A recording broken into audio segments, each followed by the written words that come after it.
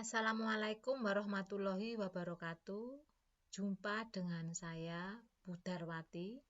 Kali ini saya akan membahas pertumbuhan dan perkembangan yang merupakan materi kelas 12 SMA, MIPA, KD 3.1, menjelaskan pengaruh faktor internal dan faktor eksternal terhadap pertumbuhan dan perkembangan makhluk hidup.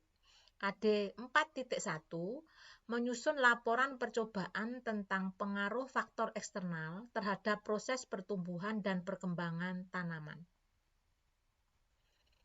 Peta konsep yang akan kita bahas pada pertumbuhan dan perkembangan. Dan pada tumbuhan nanti meliputi pertumbuhan primer, ada pertumbuhan sekunder, juga termasuk tipe-tipe perkecambahan. Pada hewan ada fase embrionik, fase pasca embrionik yang terdiri dari metamorfosis maupun metagenesis. Pada manusia, pertumbuhan mulai dari balita, kanak-kanak, remaja, dewasa, hingga manula. Untuk perkembangan, pubertas, fisik maupun psikis. Apa sih pertumbuhan dan perkembangan? Untuk membedakan konsep keduanya, kita bahas satu persatu biar tidak keliru. Pertumbuhan itu merupakan proses perubahan biologis pada makhluk hidup berupa pertambahan ukuran yang meliputi volume, tinggi, dan massa. Bersifat irreversibel, artinya tidak dapat kembali ke semula. Jadi kalau tingginya sudah 180, ya tidak bisa berkurang. Sementara perkembangan adalah proses menuju kedewasaan, ditandai dengan pematangan fungsi organ reproduksi. Kalau pada tumbuhan ditandai dengan berbunga, pada hewan itu ditandai dengan produksi sperma dan ovum. Sifatnya adalah reversibel. Jadi pada perkembangan itu kalau sudah manula, biasanya sifat kedewasaannya itu kembali seperti anak-anak. Jadi dapat berbalik ke seperti semula. Pertumbuhan bisa diukur karena sifatnya kuantitatif. Alat ukurnya pada tumbuhan namanya auxanometer. Sedangkan pada perkembangan tidak bisa diukur karena bersifat kualitatif.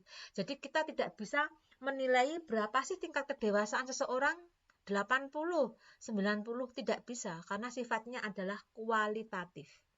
Contoh pertumbuhan, pada tumbuhan yaitu dari biji berkecambah sampai tumbuh menjadi pohon yang tinggi. Pada manusia dari bayi mulai bisa berdiri, berjalan sampai lari. Contoh dari perkembangan pada tumbuhan itu pada tumbuhan berbiji mulai berbunga, kalau pada tumbuhan lumut dan paku-pakuan itu berspora sebagai alat reproduksi. Kalau pada manusia, pada laki-laki ditandai dengan mimpi basah, kalau pada wanita sudah menstruasi. Pertumbuhan pada tumbuhan mengalami pertumbuhan primer dan pertumbuhan sekunder.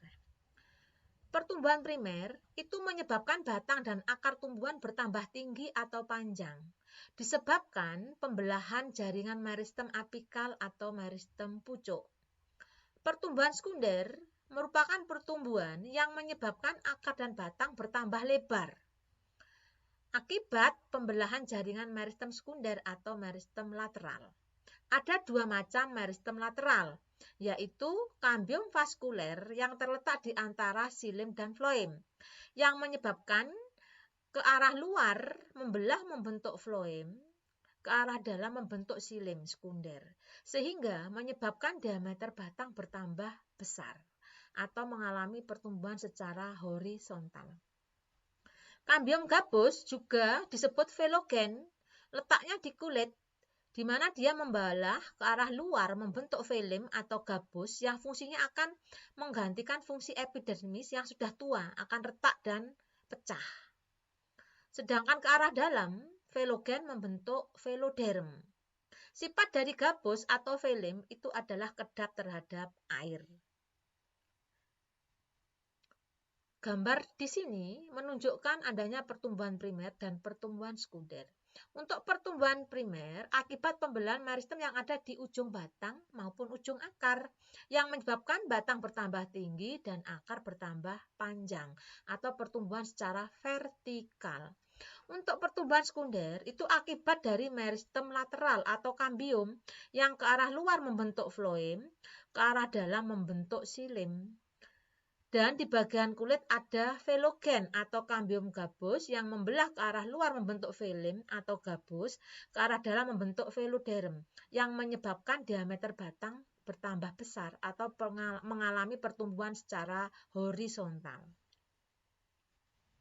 Teori tentang perkembangan meristem apikal diterangkan dengan teori tunika corpus yang dikemukakan oleh Smith dan teori histogen yang dikemukakan oleh Hanstein. Untuk teori tunika corpus menyatakan bahwa titik tumbuh akar dan batang pada tumbuhan terdiri dari dua zona, yaitu tunika dan korpus. Tunika merupakan lapisan terluar yang selanjutnya akan berkembang menjadi jaringan primer. Sedangkan korpus merupakan titik tumbuh yang memiliki kemampuan membelah ke segala arah. Untuk teori histogen menyatakan bahwa titik tumbuh akar dan batang terdapat 3 zona. Ya. Yang pertama yaitu plerom. Ini bagian pusat akar dan batang yang akan menjadi empulur dan fasis. Sedangkan dermatogen atau lapisan terluar yang akan menjadi epidermis dan peribrem ini nantinya akan menjadi kortek. Ya. Kemudian ke tipe perkecambahan biji. Sebelum kita membahas tipe perkecambahan, perhatikan struktur anatomi biji berikut. Jika biji itu dibelah, maka akan tampak kotiledon atau endosperm sebagai cadangan makanan. Lalu di sini ada calon akar atau radikula, ada hipokotil, di ujung nanti ada epikotil yang akan berkembang membentuk plumula atau calon daun. Pertama-tama yang mengawali perkecambahan yaitu proses imbibisi, yaitu masuknya air ke dalam biji yang akan mengaktifkan enzim proses metabolisme, sehingga akan membongkar cadangan makanan dari kotiledon atau endosperm yang nantinya akan dihasilkan energi yang digunakan untuk menyusun komponen sel dan pertumbuhan embrio, kemudian embrio akan tumbuh dan berkembang. Tipe perkecambahan ada dua, yaitu tipe epigeal dan tipe hipogeal. Disebut sebagai tipe epigeal itu karena posisi kotiledon itu berada di atas permukaan tanah, terlihat dari luar. Mengapa? Karena bagian hipokotil, jadi bagian bawah, ya, hipokotil mengalami pemanjangan sehingga menarik kotiledon mencuat di atas permukaan tanah. Contohnya pada biji kacang hijau. Sedangkan tipe hipogeal, ini posisi kotiledon tetap berada di dalam tanah. Mengapa? Karena bagian epikotil, bagian ujung yang mengalami pemanjangan, sehingga tidak menarik kotiledon. Akibatnya kotiledon tetap berada di dalam tanah. Contohnya pada tanaman biji jagung, ya. Kemudian faktor-faktor yang mempengaruhi pertumbuhan dan perkembangan. Ada faktor internal dan faktor eksternal. Faktor internal ada gen, ada hormon. Ya, untuk hormon nanti ada auksin, sitokinin, giberilin, kalin, ada asam absisat, ada asam traumalin. Sedangkan yang faktor eksternal, ya, di lingkungan itu ada unsur hara, suhu, kelembapan, cahaya, air, dan pH. Nanti akan kita bahas satu persatu, khusus gen nanti dibahas pada KD khusus. Berikutnya adalah hormon, ya. Kalin itu merangsang pertumbuhan organ tertentu pada tumbuhan. Kalau yang dirangsang bagian akar, ya, akar itu disebut rizo, maka namanya hormonnya rizokalin. Batang itu kaulo, disebut kaulokalin. Daun itu filokalin. Bunga itu anto, hormonnya disebut antokalin atau florigen. Sedangkan asam traumalin itu sebagai hormon penutup luka. Jadi kalau tumbuhan mengalami luka, maka akan segera ditutup oleh lendir yang lama-lama mengental dan akan mengeras membentuk tonjolan yang disebut dengan kalus. Asam absisat atau aba, ini fungsinya justru menghambat pertumbuhan, menyebabkan tumbuhan mengalami dormansi. Kalau pada tumbuhan jati, itu mengalami pengguguran daun atau absisi pada musim kemarau. Tujuannya untuk mengurangi penguapan. Sedangkan gas etilen ini merangsang pematangan buah. Untuk auksin, sitokinin, dan giberilin, ini fungsinya ini agak sama, kadang menyebabkan rancu. Biar tidak rancu, kita buat tabel pembeda. Auksin. Dalam hal tertentu, auksin dan sitokinin mempunyai fungsi yang antagonis dalam hal merangsang dominansi apikal yang menyebabkan tumbuhan tambah tinggi. Ini fungsinya auksin, merangsang dominansi apikal. Sedangkan sitokinin justru menghambat dominansi apikal. Auksin menghambat dominansi tunas samping atau tunas lateral, sedangkan sitokinin justru merangsang dominansi tunas lateral. Nah, ini dimanfaatkan oleh petani sayur biar hasil panennya itu maksimal. Biasanya akan segera memotong bagian ujung batang dengan menghilangkan dominansi apikal. Auksinnya dihilangkan dengan harapan ya muncul tunas lateral, banyak percabangan, nantinya hasil panennya akan lebih banyak. Fungsi berikutnya auksin itu merangsang akar lateral, bukan tunas tapi akar lateral. Sementara sitokinin menghambat penuaan. Kemudian auksin merangsang terbentuknya buah secara partenokap, yaitu terbentuknya buah partenokap itu maksudnya tidak didahului dengan pembuahan, sehingga buahnya tanpa biji. Contohnya pada buah pisang. Ini fungsinya sama dengan fungsi hormon giberilin ya. Dalam hal ini fungsinya sama dengan giberilin. Lalu fungsi auksin berikutnya merangsang aktivitas kambium ke arah luar membentuk floem, ke arah dalam membentuk xilem. Sedangkan pada sitokinin memacu perkembangan akar dan tunas pada kultur jaringan. Nah, untuk giberilin secara umum itu adalah dikhususkan untuk merangsang perkecambahan, yaitu mengaktifkan enzim amilase dan proteinase yang berperan dalam perkecambahan. Selain itu, memperbesar ukuran buah, juga menghilangkan sifat kerdil. Dan yang terakhir adalah merangsang terbentuknya buah secara partenokap sehingga buahnya tanpa biji, sama dengan yang auksin tadi. Itulah untuk faktor internal. Sekarang kita lanjutkan faktor eksternal. Suhu mempengaruhi proses fotosintesis, respirasi, kerja enzim dalam proses metabolisme, juga transpirasi atau penguapan. Suhu optimum berkaitan dengan asal wilayah, jenis tumbuhan sehingga masing-masing tumbuhan berbeda.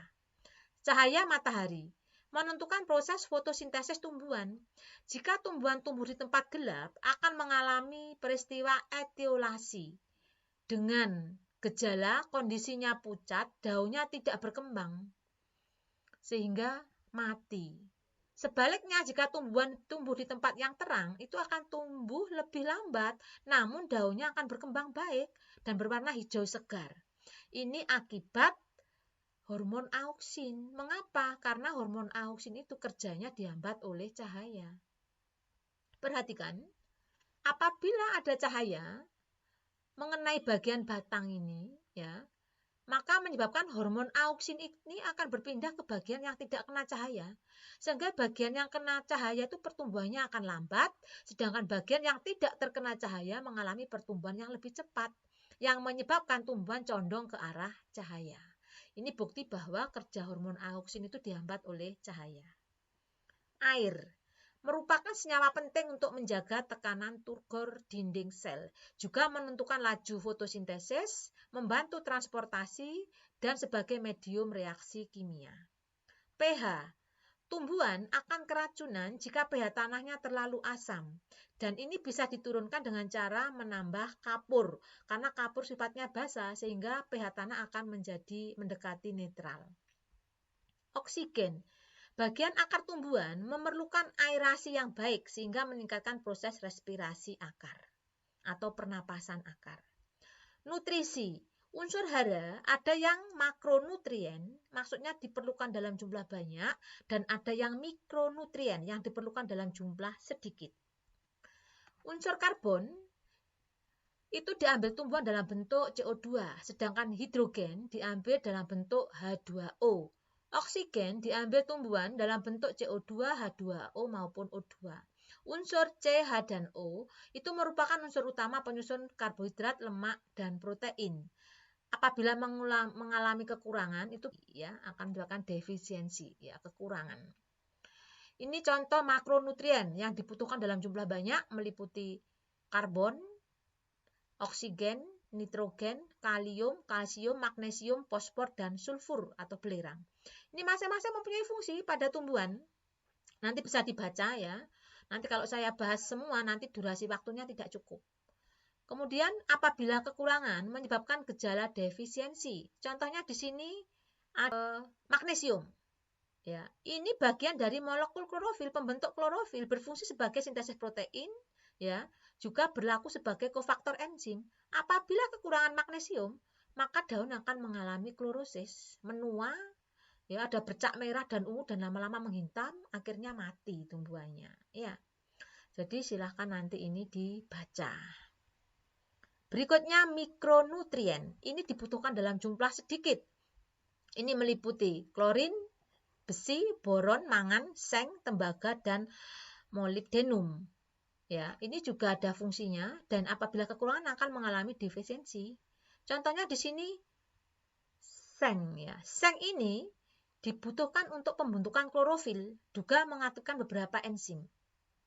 Kalau kekurangan itu bisa menyebabkan ukuran daun itu mengecil dan akan mengalami klorosis, juga akan mengalami pemendekan internodus atau antar ruas. Kemudian pertumbuhan pada hewan. Pertumbuhan pada hewan tidak mengalami pertumbuhan primer dan sekunder, namun ada pertumbuhan masa embrionik dan pasca embrionik. Beberapa hewan invertebrata mengalami daur hidup atau metagenesis, antara lain ada metamorfosis sempurna pada lebah dan kupu-kupu dan ada metamorfosis tidak sempurna pada kecoa. Sedangkan pada manusia, tahapan pertumbuhan meliputi dari balita, kanak-kanak, remaja, dewasa, dan manula. Pada tahap perkembangan meliputi masa pubertas fisik dan psikis. Kemudian hormon yang berperan dalam pertumbuhan dan perkembangan meliputi hormon somatotropin, ada hormon tiroksin ya untuk pertumbuhan, sedangkan untuk perkembangan reproduksi itu ada testosteron, hormon estrogen, progesteron, yang ini semuanya sudah dibahas di kelas 11. Di sini ada gambar pertumbuhan pada manusia ya. Ini dari bayi mulai bisa berdiri sampai berjalan dewasa hingga manula. Saat pertumbuhan, katakanlah dari bayi tingginya itu 50 cm, setelah dewasa menjadi 180 cm. Ini tidak bersifat irreversibel, tidak bisa berbalik, tidak bisa berkurang. Walaupun manula, walaupun nampaknya ini kelihatannya lebih pendek, tapi ini bungkuk, tingginya tetap tidak berkurang. Tetapi untuk perkembangan sifatnya reversibel, bisa berbalik seperti semula. Artinya tingkat kedewasaan kalau sudah manula ini agak rewel ya, suka dimanjain seperti itu. Jadi nanti kalau kalian punya orang tua ya, sifat perkembangannya ya, kedewasaannya nanti sudah mulai kembali ya, seperti anak-anak ya, itu tugas kalian nanti untuk merawat dan menjaga orang tua. Kemudian pertumbuhan dan perkembangan pada anak-anak itu dimonitor oleh pemerintah melalui kartu menuju sehat atau KMS ya. Nah, biasanya waktu kalian balita itu dibawa oleh mamamu ke posyandu dengan membawa KMS. Ini nanti kalian ditimbang, diukur tingginya ya. Setelah itu dicatat dan dilihat perkembangannya, kira-kira mengalami perkembangan atau tidak. Dan nanti di sini disuplai, biasanya dikasih susu, dikasih kacang hijau gratis ya. Ini tujuannya biar tercukupi akan nutrisi. Karena pada balita itu mengalami pertumbuhan yang sangat pesat, yaitu mengalami fase eksponensial. Sel-sel otak, sel-sel tulang itu mengalami pertumbuhan yang sangat cepat. Ya, sehingga disebut sebagai usia emas. Dan ini diperhatikan oleh pemerintah karena anak-anak itu adalah sebagai generasi penerus bangsa. Ya. Nanti bisa dicek, tanyakan ke mama kalian, KMS kalian masih ada atau sudah tidak ada ya. Bisa kalian cek. Sekarang fase pertumbuhan pada bakteri. Fase pertumbuhan pada bakteri ada fase lak, itu adaptasi ya. Akan penyesuaian terhadap lingkungan. Lalu kalau sudah cocok dengan lingkungannya, itu akan mengalami pertumbuhan secara eksponensial. Pertumbuhan secara melimpah ruah ya, 2 pangkat N atau log. Log itu artinya logaritme. Kalau ini log, ini log. Di sini sumber makanan cocok dan tersedia sangat banyak. Lama-lama sumber makanan akan menipis dan ini akan mengalami fase tetap atau stasioner. Semakin lama semakin habis, maka masing-masing bakteri ini akan berkompetisi mengeluarkan toksin atau racun dan akan saling membunuh terhadap sesamanya atau diiringi dengan fase death atau kematian. Ini untuk grafik dengan keterangan lengkap bisa dilihat di sini ya. Ini pada bakteri. Jadi kalau pada anak-anak usia balita tuh di sini di fase eksponensial ini. Karena di sini justru terjadi perkembangan pesat pada sel-sel otak dan sel-sel tulang. Variabel-variabel penelitian ya. Judul ya, contohnya ada pengaruh hormon auksin terhadap pertumbuhan tanaman cabai. Misalnya judulnya pengaruh hormon auksin terhadap pertumbuhan tanaman cabai atau Capsicum annum. Nah, di sini coba diamati variabel bebasnya apa? Variabel bebas atau independen atau variabel stimulus, yaitu variabel yang mempengaruhi atau yang menjadi sebab perubahan, yaitu hormon auksin. Ini adalah yang bebas kita permainkan karena ingin kita ketahui dampaknya apa. Ya, sedangkan variabel terikat atau variabel respon atau dependen ini adalah yang terdampak. Dalam hal ini adalah pertumbuhan tanaman cabai. Dan ini kita amati, kita catat, ini yang kita observasi. Pertumbuhan tanamannya meliputi apa? Ya bisa dari diameter batangnya, tinggi batangnya, banyaknya daun, banyaknya akar. Ya, ini variabel terikat yang kita ukur. Sedangkan variabel kontrol itu sebenarnya adalah variabel yang juga ikut berpengaruh terhadap variabel terikat. Ini kita kontrol, kita buat sama semua. Agar yang berpengaruh itu hanya variabel bebas. Seperti cahaya matahari, ini juga mempengaruhi pertumbuhan tanaman. Ini kita buat sama semuanya, kita kasih cahaya matahari. Ya. Biar nanti ya yang mempengaruhi hanya variabel bebas. Jadi variabel kontrolnya bisa berupa cahaya matahari, air kita beri ukuran air sama, ya jenis air sama, media, spesies tanaman harus juga sama ya. Kemudian kelompok percobaan. Kelompok percobaan itu terdiri dari kelompok kontrol atau yang sesuai dengan kondisi alam dan kelompok perlakuan yang kita permainkan sesuai dengan variabel bebas tadi. Nah, ini kita teliti. Kalau dari hasil kelompok perlakuan ternyata hasilnya lebih bagus dibanding kelompok kontrol, berarti hasilnya baik, menguntungkan. Ya, bisa dimanfaatkan. Tetapi kalau justru hasilnya lebih jelek berarti tidak perlu dilanjutkan. Ya. Yang ketiga adalah desain percobaan atau rancangan percobaan. Ini mendukung terlaksananya penelitian. Maksudnya, kalau desain percobaan kalian salah, ya nanti gagal penelitiannya. Misalnya dalam hal ini ingin mengetahui pertumbuhan tanaman cabai dari banyaknya akar. Kalau kalian menggunakan media tanah, ya akarnya tidak terlihat. Untuk melihat akarnya harus kalian cabut, lalu nanti setelah itu dimasukkan lagi ke tanah, ya akan mati.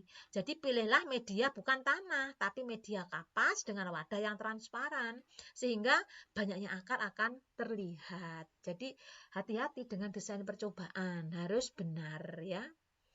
Anak-anak, untuk bahasan pertumbuhan dan perkembangan ya, saya kira sudah selesai, nanti bisa dikembangkan. Kalau ada yang ditanyakan nanti bisa tanya ke saya. Semoga ada manfaatnya ya. Akhir kata, Ihdinas Shiratal Mustaqim. Wassalamualaikum warahmatullahi wabarakatuh.